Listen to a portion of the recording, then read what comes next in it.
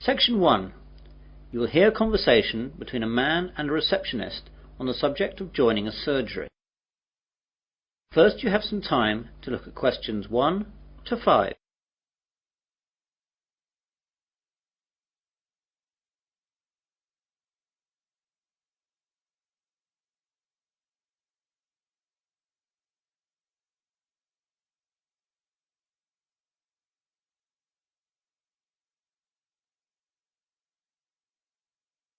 You will see that there is an example.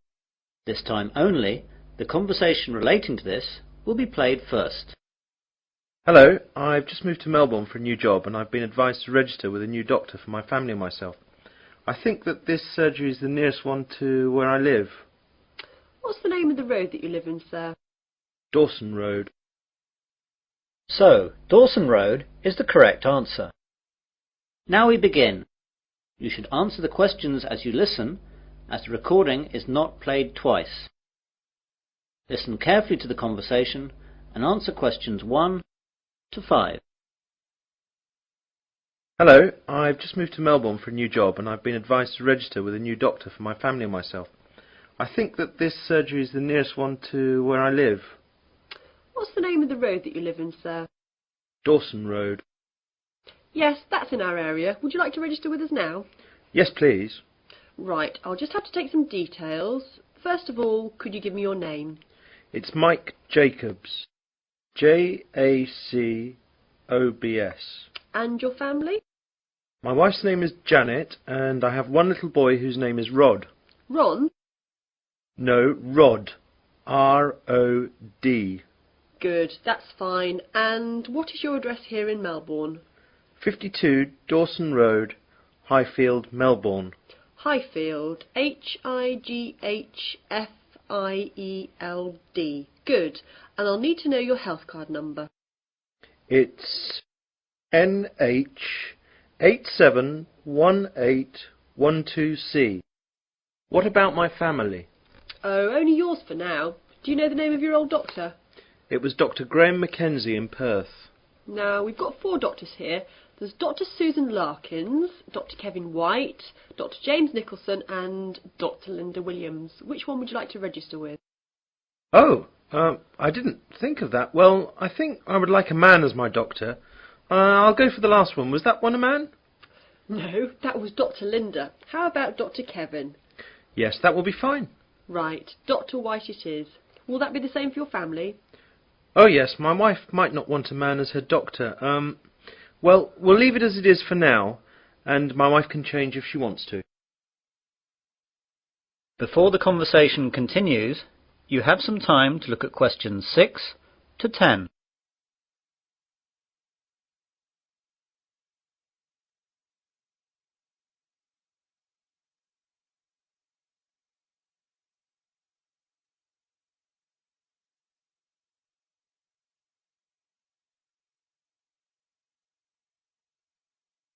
Now listen carefully and answer questions 6 to 10. I'd like to make an appointment now for my wife. She wants to come in at the end of the week. How about this Friday morning? That's Friday the 21st. I don't think she can make the morning. Any openings in the afternoon? There are appointments available at 2, 2:30 and 3:30. We'll take the first one, please. OK, that's done. Oh, and what shall my wife do if she wants to switch doctor? She can just give us a call here. Do you want to take the number down? Yes, please. It's 72539829. Can you give me your name, please? My name's Angela, but there are 2 other girls who might be on duty as well. Their names are Elizabeth and Rachel, but it doesn't matter who's on duty. Anyone can take care of it. Now, what do we do if we need to call out a doctor during the night? We've got a rotation system with the doctors in the area. There's a mobile number you can call and that'll get through to the doctor who's on duty. What's that number? It's 0506 759 3856. Got that. I didn't ask about any charges. Like all Australia, prescriptions have to be paid for at the chemist at the prevailing rate. Some things like vaccinations for travel and insurance report we make a standard charge for, and I can give you a price list for those. Consultations, though, are under the National Health Service, so they'll be free. Great. Well, that's all. Thanks and goodbye. Goodbye. That is the end of section 1. You will now have half a minute to check your answers.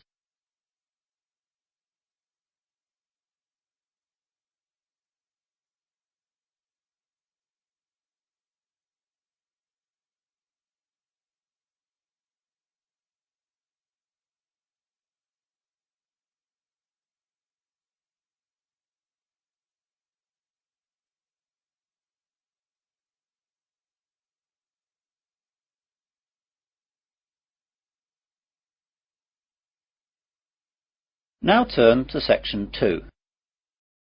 Section 2. You will hear a man giving a guide talk to new students at a university library. First you have some time to look at questions 11 to 16.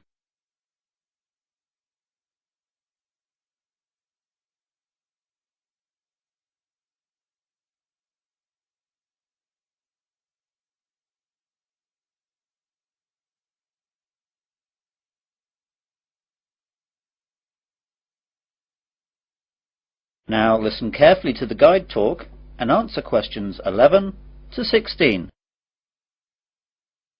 Good morning, everyone. I'd like to welcome you all to Wesley University Library. This is a 20-minute tour around the library to show you all the facilities and all you'll need to know to start off your life here as a student at the university. What I'll start by doing is telling you about what you need to do to join the library. Then I'll briefly tell you about our facilities, and then I'll guide you quickly round and show you everything. So, to join the library, you need to go to the reception between the hours of 9 AM and 5 PM. After that, the reception closes, though all the other facilities will stay open until 10 PM. At the reception, they'll give you an application form. After you fill that in, you'll have to give us the fee of £5, which you have to give us every year that you're a member of the library. We will also need to see your university card to confirm that you're a student of the university. And finally, we'll need 2 passport photos, one for our records and the other for your library card. You will need to do all this as soon as possible so you'll be able to use the facilities at once. I'm sure your workload will begin to build up soon. Now, let me tell you a bit about the facilities. The library opens daily from 8 AM to 10 PM, though, as I told you earlier, the reception operates only between the hours of 9 AM and 5 PM. Although this is extended to 6:30 PM on Fridays to give students more time to organise their book requirements for the weekend. The reception is closed on Sundays. Undergraduate students are permitted to take out 4 books at any one time, and each book may be borrowed for a period of 2 weeks. Postgraduates may borrow 6 books at a time. Borrowing time can be extended by a period of 1 week per book if the student comes into the library in person with the book in question, so it can be re-stamped. We do not renew book borrowing over the phone. If you are late in returning any book, then you will be charged a fine of £2 for every week that you are late. You won't be able to take out any other books until this fine is paid. This is not a method of earning money for the library, but merely what we have to do to ensure that all students have access to all the books that they will need. You now have some time to look at questions 17 to 20.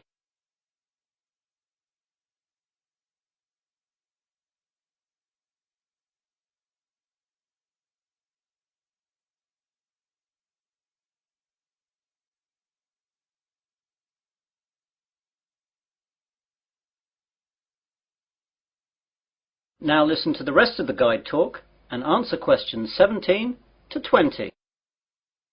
OK then, on to the layout of the library. We're on the ground floor of the library at the moment. Here we have the reception, the computers, which you can use to search for books and their location, and the bathrooms, which are behind the reception. The rest of the ground floor is taken up by the non-lending section of the library. Here we keep all the books which are either too valuable or are used too much to lend out. You can reserve time with these books at reception and use them during any time that the library is open, but, of course, you may not remove them from the library. On the first floor above us we have the arts section, which includes books that students will need for subjects such as languages, literature, art and history. On the second floor is the science section. We'll see these in a minute. Of course, individual departments will usually have their specialist libraries in their buildings, though the computer catalogues here will list them so you know where to find everything, whether it's here or in the specialist libraries. Finally, in the basement we have the stack system, which contains the university collection of magazines and journals that we have collected and to which we subscribe. If there's anything that we do not have or that you can't find, please go to reception and let them know the details. The university operates a swap system with other universities, and we can arrange for volumes that we do not possess to be sent here on a limited loan. Well, those are the basic details about the university library. That is the end of section 2. You'll now have half a minute to check your answers.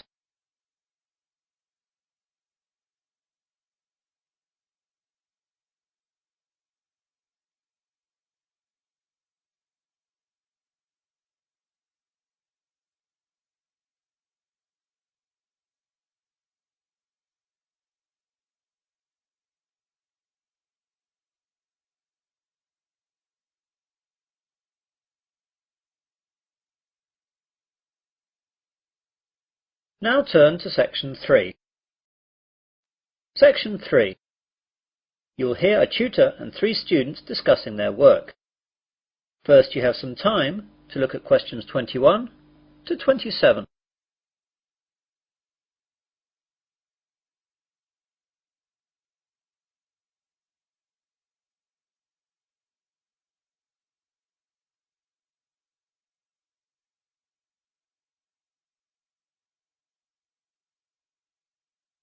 Now listen carefully and answer questions 21 to 27. Good morning everyone. Well, in today's tutorial we're going to discuss the essays that you have to submit by the end of next week. Some of you will have already started them, which is good, and if you haven't, well that's okay, but you'll have to get a move on. So, let's begin with you, Simon. What's happening with you? Well, I've made a start on it. I researched the background quite extensively last weekend, and I should get to the writing stage tomorrow with a bit of luck, and I'll get finished at the weekend. What are you writing about? I decided to look at the car manufacturing company Jaguar, examine the problems they had with reliability in the 1970s and 80s, how they dealt with it, and how it affected their marketing and sales strategy. That sounds pretty interesting. Any problems with that? At the start I had problems getting information from that far back, but after rooting around in the library I found some magazines which gave me information and also gave me references to find other stuff. It seems now the only problem is keeping to the 4,000 word limit. It just seems that I have so much to write about. It seems I'll need 5,000 or even 6,000 words to be able to cope. Yes, your essay title seems to me to be very wide-ranging. Would you think about cutting out part of it? How about looking at their sales and marketing strategy, but only mentioning the problems in the 70s and 80s and not going too far into it? That's a good idea. That will make it much easier to handle. By the way, how do you want us to hand in our work? Do you want us to drop in a hard copy to your office? You could do that, but I'd prefer it if you just emailed it to me as an attachment. You've all got my address. If not, give it to the secretary, clearly marked that it's for me. Right, Jennifer, how about you? I've not really got going on it yet, but I have decided on a subject. I'll try and do some research during the rest of this week, and I should get writing this weekend. Okay, what are you writing about then? I want to look into how supermarkets use market surveys to develop their products. Will you have enough time to find out what sort of things that the supermarkets do? You won't have much time for that. I should be okay. I've had a look in the stack system in the library and I found a magazine that surveyed all the UK major supermarkets and a trade publication that analysed the same things in Canadian supermarkets. Be careful about using their conclusions too much. The university takes a tough stance on plagiarism. Make sure you properly list where you get your information from in a bibliography and try and do your own analysis. Get going too, as that analysis will take a bit of time. Okay, thanks. You now have some time to look at questions 28 to 30.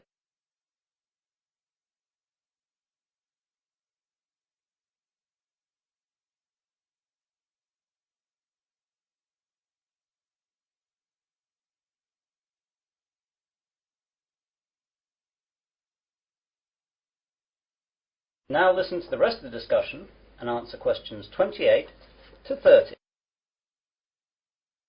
And Melanie, how is your work going? I'm a bit behind, I'm afraid. I was sick all last week and the weekend with flu.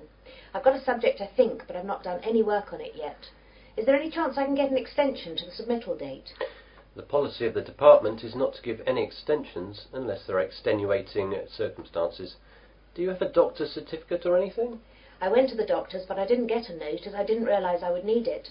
The doctor will have a record of me, though, as I got a prescription. I'll go back and get one. Yes, do. If you get one, then there shouldn't be a problem getting an extension. Without it, though, you'll be in trouble. What subject are you considering, anyway? I thought I'd do an overview of the UK mortgage interest rates and their effect on housing sales trends over the last 10 years. I thought it might be of interest because of the huge increases of house prices over the last decade. Certainly an interesting subject, and it should be no great problem getting information, as this has been fairly well documented. There's a lot of work again, though, and you'll really need to get cracking on it, even with the extension, if you get one. Well, I've not got much on for the rest of the week, and I've set aside the weekend to really get to grips with it. Good. Now, is there anything else?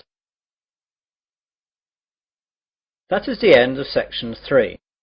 You will now have half a minute to check your answers.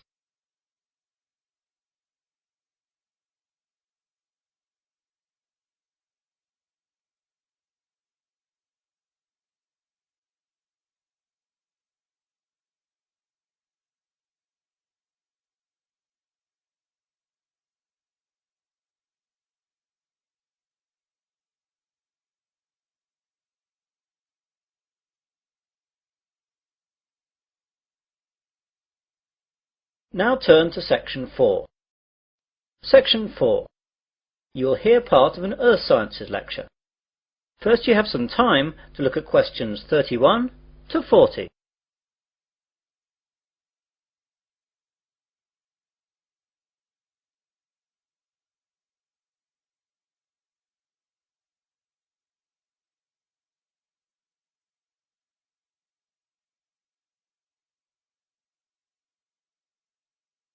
Now listen carefully and answer questions 31 to 40. Good afternoon and welcome to this Earth Sciences lecture. Today we're going to look at tidal waves, or more correctly, tsunami. Deep below the ocean's surface, tectonic plates collide, and every once in a while these forces produce an earthquake. The energy of such submarine earthquakes can produce tidal waves which radiate out in all directions from the epicenter of the quake, moving at speeds of up to 500 miles per hour. When these waves reach shore, they can cause enormous destruction and loss of life. Tidal waves are actually misnamed. They are not caused by tides. A more accurate word for them is the Japanese name tsunami, which means harbour wave. They are also sometimes called seismic sea waves, since they can be caused by seismic disturbances such as submarine quakes. However, that name is not really accurate either, since tsunami can also be caused by landslides, volcanic eruptions, nuclear explosions, and even impacts of objects from outer space, such as meteorites, asteroids, and comets. Earthquakes, though, are the largest cause of tsunami. Tectonic plates cover the world's surface, and their movement can be detected anywhere in the world. Some areas of the world are more prone to greater movement, and it is in these places that the largest waves can occur. Large vertical movements of the Earth's crust occur at plate boundaries, which are known as faults. The Pacific Ocean's denser oceanic plates are often known to slip under continental plates in a process known as subduction. And subduction earthquakes are the most effective in generating tsunamis. A tsunami can be generated by any disturbance that displaces a large water mass from its equilibrium position. In the case of earthquake-generated tsunamis, the water column is disturbed by the uplift or subsidence of the sea floor. Submarine landslides, which often accompany large earthquakes, as well as collapses of volcanic edifices, can also disturb the overlying water column as sediment and rocks slump down and are redistributed across the sea floor. Violent submarine volcanic eruptions can create an impulsive force that uplifts the water column and generates a tsunami. Conversely, supermarine landslides and cosmic body impacts disturb the water from above as momentum from falling debris is transferred to the water into which the debris falls. Generally speaking, tsunamis generated from these mechanisms, unlike the devastating Pacific-wide tsunamis caused by earthquakes, dissipate quickly and rarely affect coastlines distant from the source area. Tsunamis are very hard to detect since they cannot be seen when they are in the deep ocean. The distance between two wave crests can be 500 kilometers, and because of this, the wave height is only a few feet. Because the rate at which a wave loses its energy is inversely related to its wavelength. Tsunamis not only propagate at high speeds, they can also travel great transoceanic distances with limited energy losses. As the tsunami reaches shallow water, however, its speed decreases, but the energy it contains remains about the same. Instead of travelling fast, the wave rises high. The National Oceanic and Atmospheric Administration has set up a seismic detection system to monitor earthquakes and predict the possible arrival of tidal waves for Pacific countries. Buoys at sea can also detect water pressure changes that can indicate tsunamis moving through the ocean. But when tsunamis originate near the shore, there is often little chance to warn people. Let's look at some examples of tsunami and their causes and effects. Some can be relatively harmless. In 1992, an offshore landslide caused a tidal wave of only about 3 feet high that struck at low tide.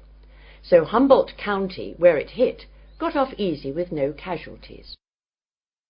On January 13th in 1992, a Pacific Ocean earthquake off the coast of San Salvador, registering 7.6 on the Richter scale, did not cause any ocean disturbance at all.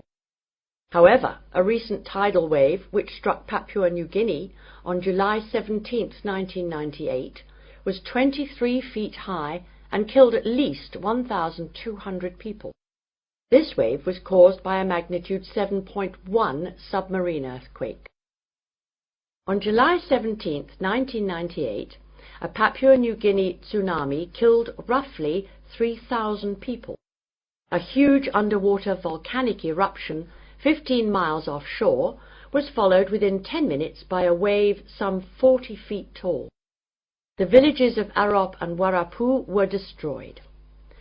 One of the worst tsunami disasters engulfed whole villages along Sanriku, Japan, in 1896. An underwater earthquake induced a wave of 35 feet, drowning some 26,000 people. Finally, about 8,000 years ago, a massive undersea landslide off the coast of Norway sent a 30-foot wall of water barreling into the uninhabited north coast of Europe. If this were to recur today, as scientists say it could, almost anywhere in the world, it would cost billions, if not tens of billions of dollars, to repair the damage to coastal cities and kill tens of thousands of people. That is the end of section 4. You will now have half a minute to check your answers.